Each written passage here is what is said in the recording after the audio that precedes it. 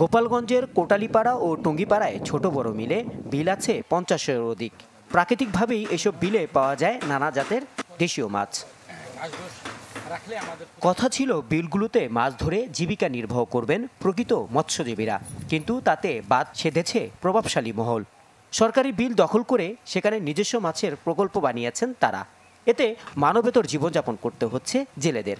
বিশ্বমানের থার্মিক্স রড, সালাম স্টিল থার্মিক্স, দেশের একমাত্র থার্মিক্স রড।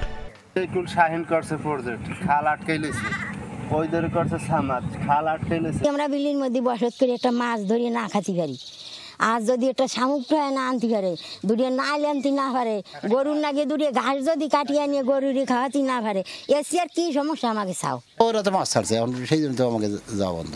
আমরা পাথর দেবো, সে পাথর দেওয়া সারা পাথর সারা মৌসুমে বড় মৌসুমে দেবো, তাও দিতে পারতেছি না।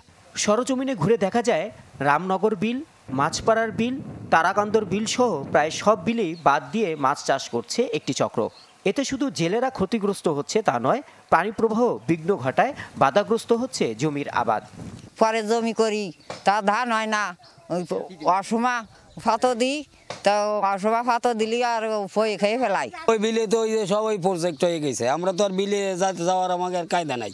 এখন ঘেরও বাদ দিতে হবে, এখন কইছি থাকে যে তো আমাকে 2-4 পয়সা দাও, আমরা চলে যাই এনতে, এনে তাই করবো কি। দখলকৃত খালগুলো উদ্ধারে দ্রুত সময়ের মধ্যে পদক্ষেপ গ্রহণ করার কথা জানিয়েছেন জেলা মৎস্য কর্মকর্তা।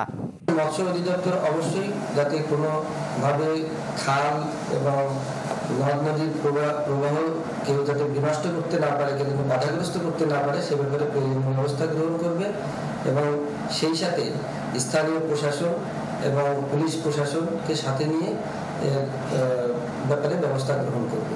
কৃষি ও মৎস্য খাত বাঁচাতে খাল উদ্ধারে এগিয়ে আসবে সরকার, এমনটি চাওয়া ক্ষতিগ্রস্তদের। Desk report, channel 24।